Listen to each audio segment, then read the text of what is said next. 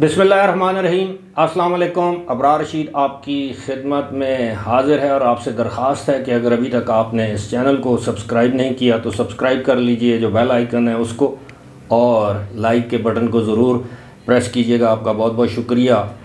آپ بہت سے میرے مہربان کہتے ہیں کہ ویڈیوز، موضوعات، تبصروں اور تجزیوں کا سٹینڈرڈ تو بہت ہائی ہے، لیکن آپ کے سبسکرائبرز اور ویوز نہ ہونے کے برابر ہے، تو ان کے لیے میرا ہمیشہ سے یہ جواب ہوتا ہے کہ slow and steady wins the race. انشاءاللہ وقت گزرنے کے ساتھ ساتھ لوگوں کو معلوم ہو جائے گا کہ کوالٹی کانٹینٹ کہاں سے آپ کو ملتا ہے۔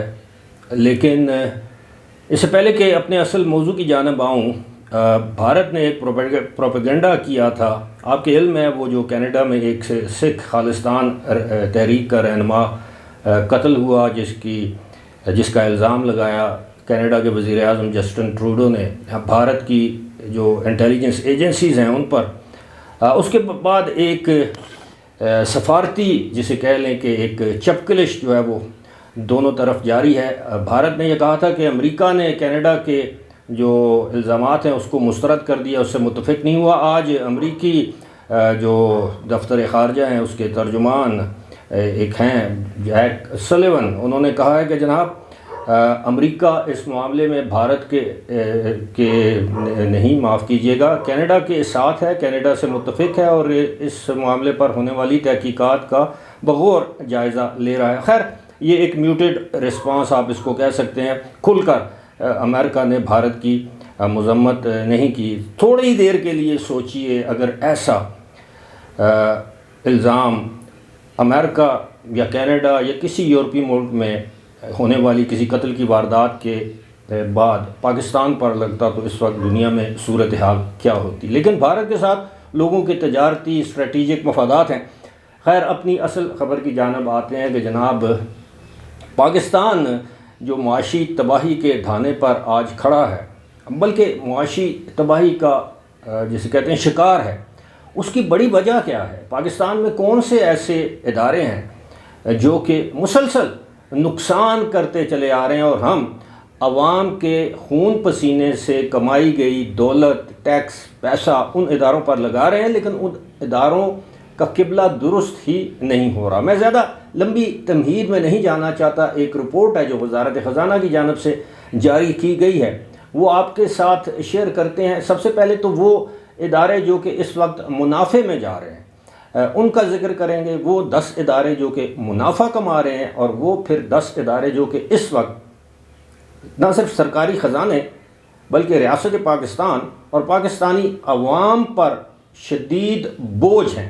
اور جب انسان کے کندھوں پر، سر پر بوجھ حد سے زیادہ ہو جائے تو اس کو اتارا جانا چاہیے، یا اتار ہی دیتے ہیں، لیکن پاکستان میں ایسا بھی نہیں کیا جاتا۔ اب آپ کے ساتھ لمبی تمہید باندھے بغیر یہ کچھ اعداد و شمار ہیں جو وزارت خزانہ نے جاری کیے، وہ آپ کے ساتھ شیئر کرتے ہیں۔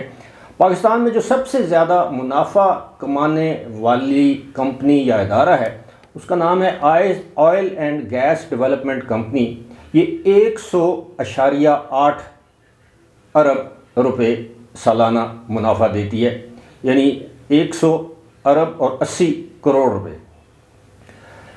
جبکہ کوئٹہ، اب ذرا یہ کمپنی 100 ارب اور 80 کروڑ روپے سالانہ منافع کما رہی ہے، اور کوئٹہ الیکٹرک سپلائی کمپنی جو ہے وہ سالانہ 108 ارب 50 کروڑ روپے کا نقصان کر رہی ہے، خسارے میں سر فہرست ہے۔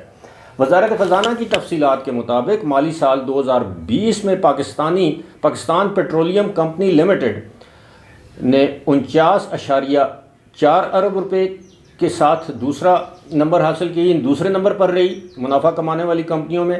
نیشنل بینک 30.6 ارب کے ساتھ تیسرے، گورنمنٹ ہولڈنگ پرائیویٹ لمیٹڈ 29.8 ارب کے ساتھ چوتھے، نیشنل پاور پارکس مینجمنٹ 28 ارب کے ساتھ پانچویں، پورٹ قاسم اتھارٹی 15.4 ارب کے ساتھ چھٹے، national transmission and dispatch company 9.3 ارب کے ساتھ ساتویں، پاک Kuwait investment company private limited 6.3 ارب کے ساتھ آٹھویں، فیصل آباد الیکٹرک سپلائی کمپنی 6.08 ارب کے ساتھ نویں، جبکہ Pakistan agricultural storage and services corporation 6.02 ارب منافع کے ساتھ 10ویں نمبر پر رہی۔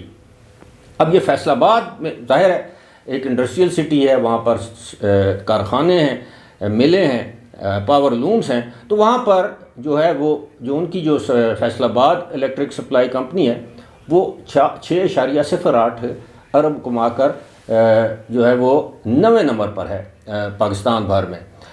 اور دوسری جانب جو قابل افسوس بات ہے، ذرا یہ بھی ملاحظہ کیجئے کہ ہم ہمیشہ یہی سمجھتے رہے ہیں کہ جناب ریلوے اور پی آئی اے جو ہے وہ پاکستان کو ڈبو گئے یا پاکستان کا بیڑا غرق کر دیا ہے، لیکن حیران کن طور پر جس طرح میں نے بتایا کہ کوئٹہ الیکٹرک سپلائی جو کمپنی ہے وہ 108.5 ارب روپے کا سالانہ نقصان کرتی ہے۔ دوسری طرف یعنی دوسرے نمبر پر نیشنل ہائی ویز اتھارٹی، جسے ہم NHA کہتے ہیں، جو مواصلات، یہ موٹر ویز اور پوسٹ آفس اور یہ تمام ادارے اس کے زیر انتظام ہیں، یہ سال میں 94.3 ارب خسارے کے ساتھ جو ہے وہ یہ دوسرے نمبر پر ہے۔ ریلوے 50.2 ارب کے ساتھ تیسرے نمبر پر ہے۔ یاد رہے کہ یہی ریلوے تھی جو ایک وقت تھا جب خواجہ سعد رفیق اس کے وزیر تھے تو یہ کمپنی خسارے میں نہیں جا رہی تھی، کچھ کروڑوں روپے سالانہ کما رہی تھی، لیکن کم از کم خسارہ نہیں کر رہی تھی۔ لیکن اس کے بعد اس کے ساتھ جو کچھ حشر ہوا وہ آپ کے سامنے ہے۔ سکھر الیکٹرک پاور کمپنی 40.8 ارب روپے کا سالانہ نقصان کر کے چوتھے نمبر پر ہے۔ اندازہ کیجئے کہ سکھر میں صرف بجلی کی ایک کمپنی، یعنی چوری ہو رہی ہوگی، اور چوری بغیر کسی کے ساتھ ملاپ کے یا ملنے کے یا گٹھ جوڑ یا اس کے بغیر تو ہو نہیں سکتی۔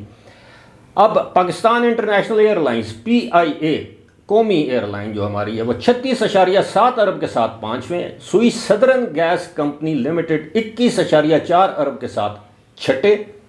یہ جو گیس جو سندھ اور یہ جنوبی پاکستان میں جو گیس سپلائی کرتی ہے سوئی سدرن، وہ 21.4 ارب کے ساتھ 6ٹھے۔ پاکستان سٹیل ملز جو کراچی میں ہے 20.6 ارب کے ساتھ 7ویں۔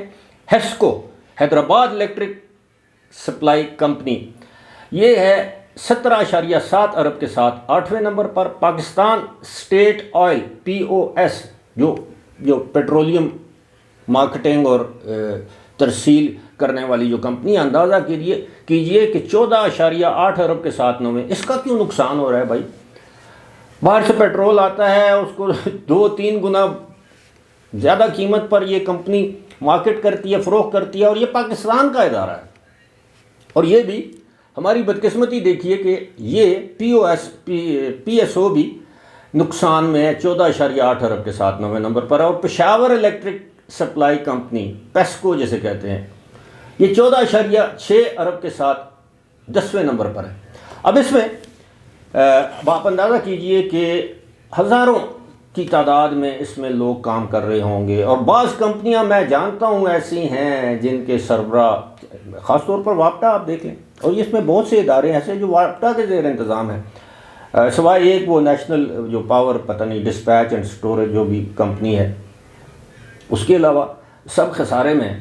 اور میں نے جب سے ہوش سنبھالا ہے، ہمارے واپٹا کا چیئرمین ریٹائرڈ جنرل ہوتا ہے، لیفٹیننٹ جنرل ہوتا ہے، شاید ہی کوئی ایسا ایک سویلین جو شخص ہے وہ اس عہدے پر آیا ہو، لیکن زیادہ تر یہ عہدہ جو ہے وہ ریٹائرڈ فوجی افسران کے حصے میں آیا ہے، اور ابھی بھی۔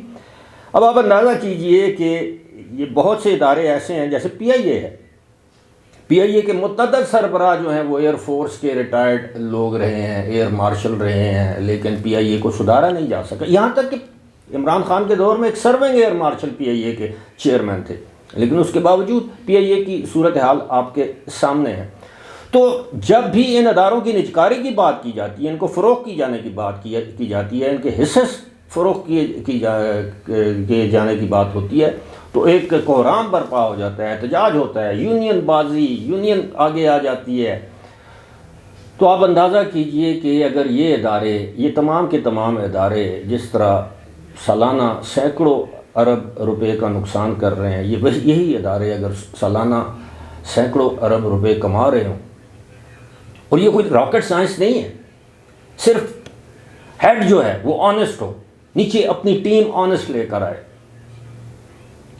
کسی ادارے کسی گھر کا سربراہ اگر خود بے ایمان ہوگا تو وہ نیچے کیا بے ایمانی روکے گا؟ تو اگر وہ خود ایماندار ہوگا تو ڈیفینیٹلی نیچے بھی وہ افیکٹ اس کا آئے گا، وہ بے ایمانی نہیں کرنے دے گا۔ لیکن جب وہ اپنے من پسند لوگوں کو لائے گا، کرپشن کرے گا، بھی وابڈا میں جو کچھ ہو رہا ہے آپ یقین کیجئے، آپ سوچ نہیں سکتے ایک دن یہ سارا معاملہ آئے گا۔ لیکن چونکہ اوپر ریٹائرڈ جنرل صاحب بیٹھے ہیں تو معاملے کو دبا کر بیٹھے ہوئے ہیں، تو وہ سجاد غنی ان کا نام ہے، شاید لیفٹیننٹ جنرل ریٹائرڈ ہیں، تو اب اس پر افسوس ہی کیا جا سکتا ہے۔ یا تو یہ ہے کہ جناب ان پر کوئی فورن جو ہے، وہ جس طرح ہم فورن کوچ لے کر آتے ہیں نا، وہ ڈنڈا لے کے ہماری کرکٹ ٹیم کو سیدھا کر دیتا ہے، اسی طرح کوئی فورن جو کمپنیز ہیں ان کے ساتھ الحاق کریں، اشتراک کریں، ان کی مینجمنٹ ان کو دے دیں، پھر دیکھیں نا یہ ٹھیک ہوتا ہے نہیں ہوتا۔ لیکن ظاہر ہے یہاں پر ہماری سیاسی مجبوریاں آڑے آ جاتی ہیں، دیگر مجبوریاں آڑے آ جاتی ہیں، ہم ذاتی مفاد کو ملکی مفاد پر ترجیح دیتے ہیں۔ یہی وجہ ہے کہ آج یہ ملک بدحالی کا شکار ہے۔ وہ ممالک جہاں ہم زکوٰۃ کے پیسے بھیجتے تھے، صدقے اور خیرات کے پیسے بھیجتے تھے، آج ہم کشکول لے کر ان سے 1-1 ارب ڈالر کی بھیک مانگ رہے ہیں۔ خوددار قومیں اس طرح زندہ نہیں رہ سکتے۔ اگر آپ خود ہی اپنے قومی اداروں کو بے دردی سے نوچنا اور لوٹنا شروع کر دیں گے تو کیا آپ سمجھ سکتے ہیں کہ یہ پاکستان معاشی طور پر ترقی کرے گا؟ کبھی بھی نہیں۔ ہم نے ماضی کی غلطیوں سے کبھی سبق نہیں سیکھا، اور جب تک یہ سبق نہیں سیکھیں گے پاکستان ترقی کی راہ پر گامزن کبھی نہیں ہوگا۔ فی الحال مجھے دیجیے اجازت، خدا حافظ۔